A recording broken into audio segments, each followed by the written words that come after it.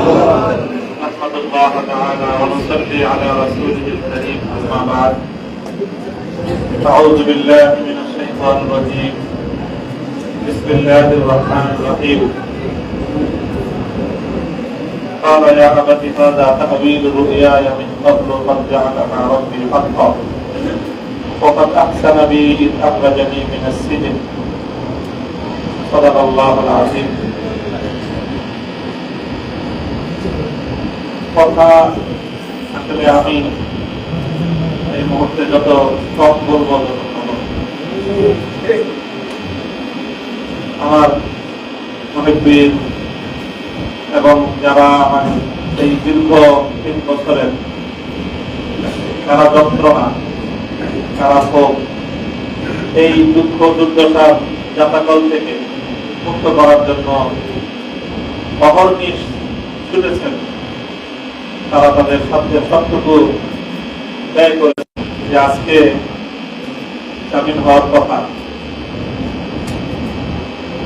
মাহমুদ সাহেবের মতো মানুষ একজনের বাড়িতে গিয়ে ঘন্টার পর ঘন্টা দাঁড়ায় থাকছে, দেখা করার সুযোগ পায় না।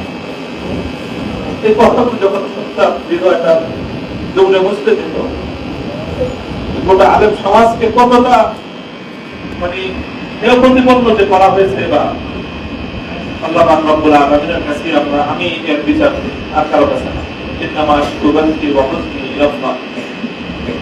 কথা তো আসলে বলি, আগেও যে বলেছি হয়তো বলার মধ্যে অনেক ভুল ত্রুটি ছিল, বলার আন্দাজ বলার ঢং আমাদের ভুল, কিন্তু একটা কথা তখনও বলছি এবং এই 3 বছর কারা ভোগ করার মধ্যে থেকে অনুভব করেছে এবং আজকেও বলছি আসলে সব কথা আমরা সবসময় খুব সুখে বলি না, আমাদের যে খুব বলতে মনে চায় সেজন্য বলি না, তা সেজন্য বলি বলতে মনে চায়, বলতে সুখ লাগে আনন্দ লাগে, এই জন্যই সব কথা বলি না।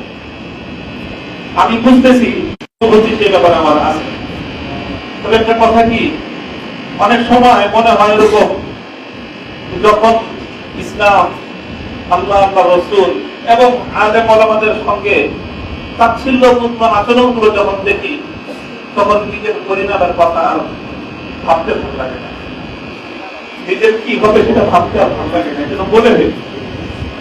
জানি না আগামীতে আমি কতদিন এভাবে নীরব থাকতে পারবো আমি জানি না, আমি বলতে পারি না। যদি এভাবেই আমাদের আলেম ওলামাদের সাথে আচরণ করা হয়, আমাকে কোরবানি করে দেন বা কোরবানি করেছেন, কি করবেন কি করবেন কতটুকু করবেন আমি জানি না, তবে মনে রাখবেন ওলামায়ে কেরামের সম্মান মর্যাদা ইসলাম এবং আলেম ইসলামপন্থী ইসলামের ধারক পালক যারা এদেশে যারা ইসলামকে ভালোবাসে তাদেরকে নিয়ে ছিনিমিনি খেলা হবে, আর এভাবেই আমরা নীরবতা পালন করে যাব, এটা ইনশাআল্লাহ হবে। একটা জিনিস কি মনে রাখবেন যে কিছু মানুষকে আল্লাহ পাক রব্বুল আলামিন সর্বযোগী তৈরি করেন যে তারা কিছুটা ঝুঁকি নিয়ে সামনে অগ্রসর হয়। সমস্যাটা যেখানে হয় সেই কারণটায় আমাদের কিছু মানুষের জন্য এবারের কষ্টটা নির্যাতনটা একটু বেশি মাত্রায় বেশি চাপ আমাদের উপর প্রয়োগ করেছে, যে জিনিসটা সেটা আমি বলে কমপ্লিট করতেছি। অনেক সময় আমাদের মধ্যে পর্যালোচনা হতো কারাগারে যে আমরা এই কয়েকজন আমাদেরকে কি পাইল, আমাদের যে কত বড় বড় হুজুররা আছে বাংলাদেশে, কিন্তু আমাদেরকে এরকম কত গরু গাবতলিতে আনে বিভিন্ন জায়গা থেকে, এরপরে গাবতলিতে নামায়, তারপরে বাকি ভর্তি করে হাতায় নিয়ে যায়। 10টা 12টা গরু একসাথে বাঁধতে থাকে। এই 10টা 12টা গরু যখন একসাথে বাঁধতে থাকে রাস্তায় দেখবেন যে ওই রাখাল তো থাকে 1-2 জন পিছনে, লাঠিতে পিটিয়ে থাকে, সবগুলো হাঁকাইতে থাকে। হঠাৎ রাস্তার মধ্যখানে গিয়ে ওই পালের মধ্যখানে কয়েকটা গরু বসে পড়ে। এখন 6টার মধ্যে 3টা বসে পড়ছে, রাস্তার মধ্যে বসে পড়ছে ক্লান্ত হয়ে, আর বাকি 3টা তো হিম্মত করতেছে এখনো যাওয়া। কিন্তু যখন 3টা বসে পড়ে বাকি 3টার উপর যে কি প্রেশার যায় ওই 3টা তখন বুঝতে পারে। 6টায় যদি দাঁড়ায় থাকতো ধীরে ধীরে চলতো, তাহলে বাকি 3টাকে এই পরিমাণ চাপ তাদেরকে ভোগ করতে হতো।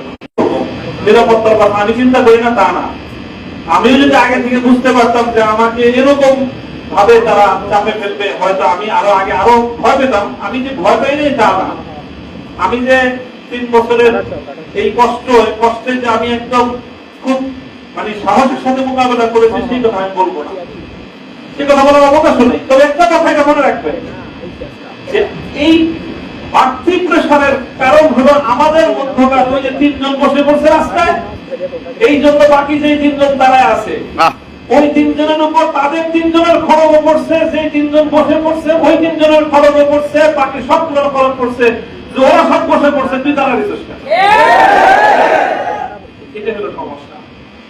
যারা অন্তত আগামী দিনে যে কোনো ভাবে জাতীয় নেতৃত্বের সামনের সারিতে আসবেন, যেভাবেই আসেন, নেতৃত্বের সারিতে আসার অর্থ এটা নয় যে আপনি হেফাজতে ইসলামের আমির হইতে হবে, মহাসচিব হইতে হবে, তা না, অথবা আপনাকে কোন সংগঠনের আমির মহাসচিব হইতে হবে, তাও না। যারা যেভাবে নেতৃত্বের সামনের আসনে চলে আসবেন বিভিন্ন বিভাগীয় পর্যায়ে, জাতীয় পর্যায়ে, আপনাদেরকে এই কথাটা মনে রাখতে হবে যে আপনার দুর্বলতা শুধু আপনাকে নিরাপদ করে তা নয়, বরং আপনার দুর্বলতা আরো 3 জনের জন্য বাড়তি ঝুঁকি তৈরি করে। কথাগুলো আমি বলতেছি এখানে সবাই গভীরভাবে অনুভব করবো ইনশাআল্লাহ। আল্লাহ পাক রব্বুল আলামিন আমাদেরকে হিম্মত দান করেন, তৌফিক দান করেন। এবং কথাটা আসলে ওইটাই চূড়ান্ত। 3 বছর চলে গেছে কারাগার থেকে মুক্ত হওয়ার পরে আপনাদের এই ভালোবাসা, এই যে উচ্ছ্বাস মানুষের, এটাতে আমি খুব বেশি আপ্লুত তা না। তবে আমার কাছে মনে হয়েছে বারবার যে দুনিয়ার এই 3 বছরের কারামুক্তির পর এই উচ্ছ্বাসটা কতটা আনন্দের।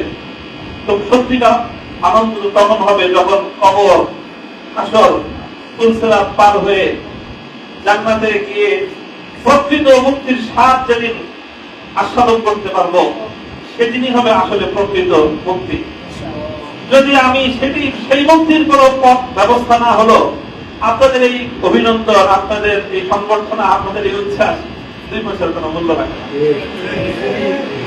যে সকলেই যেন আমরা সেই চূড়ান্ত মুক্তির পথে সামনের দিকে অগ্রসর হতে পারি, এবং যারা সত্যের পথে চলে তাদের হাতকে শক্তিশালী করার জন্য, তাদেরকে সাহায্য করার জন্য, তাদের উপর ঝুঁকি তৈরি হলে সেই সময় নিজে যেন বাড়তি ঝুঁকির কারণ না হয়, বরং সেই সময়ে তাদের সহযোগিতা করার জন্য পাশে দাঁড়ানো উচিত।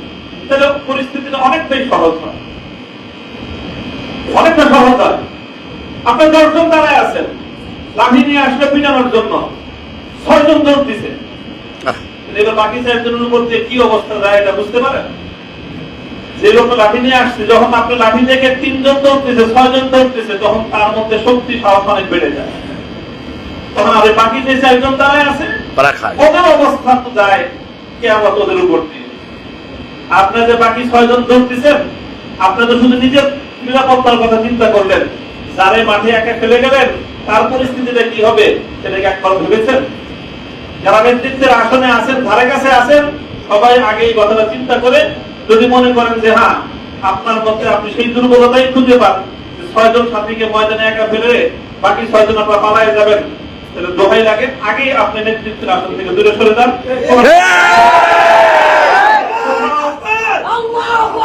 কোথাও অনেক দিনের খেদমতের অনেক রাস্তা আছে, আপনি ইসলাহ নফসের জন্য খানকা করেন, আমরা ইনশাআল্লাহ আপনারা থেকে বাইরে আপনি আরো অনেকগুলো খেদমতের ময়দান আছে।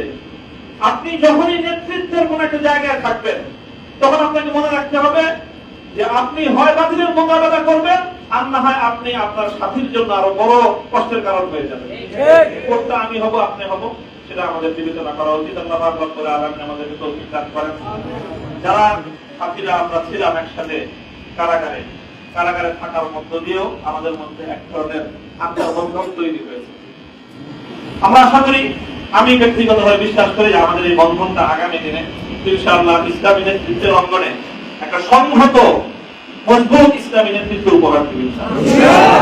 যাতে কাজটুকু করতে পারি, আমাদের সকলের জন্য দোয়া করবেন যেন আমাদের মধ্যে সেই রকম একটা বোঝাপড়া, সেরকম বন্ধন, সেরকম আত্মত্যাগ, সেরকম ঈসা অন্যের নিরাপত্তাকে নিজের নিরাপত্তার উপর প্রাধান্য দিতে পারা। আবার বলছি, অন্যের নিরাপত্তাকে নিজের নিরাপত্তার উপর যতদিন পর্যন্ত আমি প্রাধান্য দিতে না পারবো, ইসলামী নেতৃত্বের ধারে কাছে থাকার কোন সুযোগ এবং কোন বৈধতা আমার নাই। ঠিক। আল্লাহ পাক রব্বুল আলামিন আমাদের সকলকে নেতৃত্বের সেই গুণ এবং সেই যোগ্যতা দান করুন, এবং সেভাবেই যেন আমরা আগামী দিনে ইসলামী অঙ্গনের জন্য একটা নেতৃত্ব তৈরি করে পরিস্থিতি, আমার আগে বলেছেন বলেছেন যে আমাদের পূর্বসূরীরা যেই পর্যায়ে নেতৃত্ব ছিলেন, অথচ পরিস্থিতি বর্তমানের চেয়ে আরো সহজ ছিল।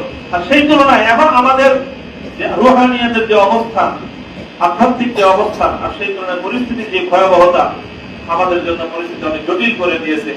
এই সময়ে আমরা কেউ যদি একটু দুর্বলতা প্রদর্শন করি, বাকি অন্যদের জন্য সেটা অনেক বড় বেশি কঠিন পরিস্থিতি তৈরি করে দেয়। আল্লাহ রাব্বুল আলামিন আমাদের সকলকে তৌফিক দান করুন। যারা এই প্রচন্ড গরমের মধ্যে আছে, সারাদিন কালকে সারা রাত আমার মুক্তির জন্য এবং আমার মুক্তির পরবর্তী এই আনন্দের মধ্যে আপনারা যারা অংশগ্রহণ করেছেন, আমাকে উৎসাহিত করেছেন, আমার সহকর্মী এবং আমরা যারা কারারুদ্ধ ছিলাম একসঙ্গে, আমাদের কারা সহযোগীদের আপনারা উদ্বুদ্ধ করেছেন। আল্লাহ পাক রব্বুল আলামিন আমাদের সকলকে দান করুন। আগামী দিনের জন্য হক এবং হাক্কানিয়াতের পথে থাকতে পারি, আল্লাহ সন্তুষ্টির পথে রিয়া এবং কিবির মুক্ত আমল যেন করতে পারি, সে তৌফিক আল্লাহ দান করুন।